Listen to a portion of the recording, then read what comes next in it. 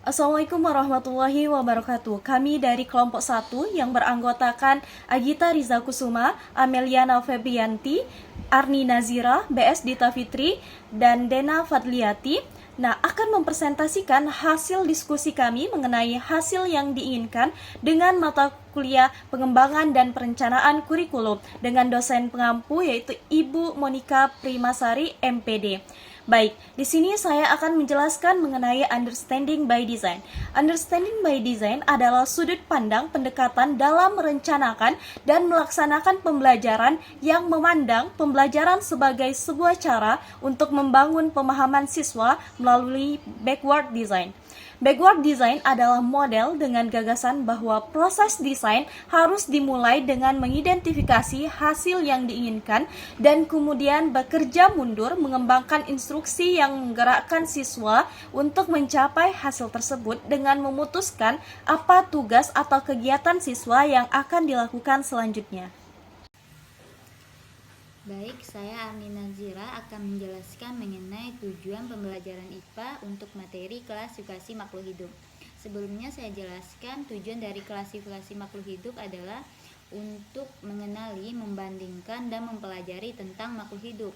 Tujuan umum dari pembelajaran ini yaitu untuk memahami konsep-konsep dasar dalam klasifikasi makhluk hidup. Tujuan yang lebih spesifik dalam pembelajaran ini yaitu yang pertama, peserta didik mengidentifikasi klasifikasi makhluk hidup dengan teliti. Yang kedua, peserta didik mampu mengidentifikasi karakteristik utama yang digunakan dalam klasifikasi makhluk hidup. Yang ketiga, peserta didik mampu mengidentifikasi atau mengelompokkan organisme yang ada di lingkungan sekitar berdasarkan klasifikasi yang ada.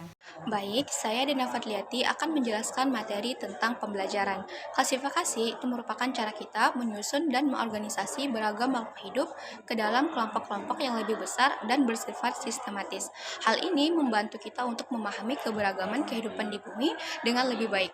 Ketika kita memahami bagaimana suatu organisme itu dikelompokkan, kita dapat mengetahui lebih banyak tentang karakteristiknya, perilaku, dan lingkungan hidupnya. Siswa itu dapat memahami bahwa organisme hidup dibagi menjadi 3 kelompok utama, yaitu hewan, tumbuhan, dan mikroorganisme. Mereka dapat memahami perbedaan dasar antara ketiganya. Hewan adalah organisme yang bergerak, tumbuhan adalah organisme yang dapat berfotosintesis, dan mikroorganisme adalah organisme mikroskopis. Baiklah, saya Ameliana Fitrianti akan menjelaskan tahap 1 yaitu klasifikasi makhluk hidup. Capaian pembelajarannya yaitu melalui kegiatan diskusi peserta didik mengidentifikasi makhluk hidup. Kemudian tujuan pembelajaran. Yang pertama yaitu peserta didik mengidentifikasi klasifikasi makhluk hidup dengan teliti.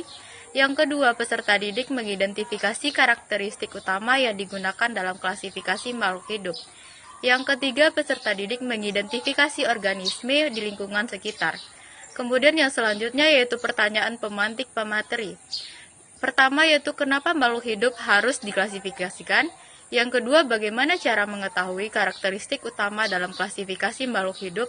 Yang ketiga, mengapa organisme di lingkungan sekitar dapat kita klasifikasikan. Selanjutnya yaitu pemahaman. Klasifikasi merupakan suatu cara pengelompokan dan pengkategorikan yang didasarkan pada ciri-ciri tertentu. Para ahli biologi menggunakan sistem klasifikasi atau untuk mengelompokkan tumbuhan atau hewan yang punya persamaan struktur. Assalamualaikum warahmatullahi wabarakatuh. Perkenalkan, saya Agita Riza Kusuma dari kelompok 1 akan memberikan kesimpulan terkait pokok bahasan perencanaan dan pengembangan kurikulum pada tahap 1 yaitu identifikasi hasil yang diinginkan. Pada kesimpulan yang pertama, understanding by design merupakan sudut pandang pendekatan dalam merencanakan dan melaksanakan pembelajaran yang memandang pembelajaran sebagai sebuah cara untuk membangun pemahaman siswa melalui backward design. Kesimpulan yang kedua, kelompok kami mengambil contoh materi tentang konsep dasar klasifikasi makhluk hidup dengan indikator pencapaian pembelajaran yang telah tersusun secara sistematis yang pada akhirnya peserta didik mempunyai pengetahuan dan keterampilan terkait pembelajaran yang diberikan oleh guru. Baik, itulah kesimpulan yang dapat kelompok kami sampaikan. Kami cukupkan sekian presentasi dari kelompok kami. Kami tutup. Wassalamualaikum warahmatullahi wabarakatuh.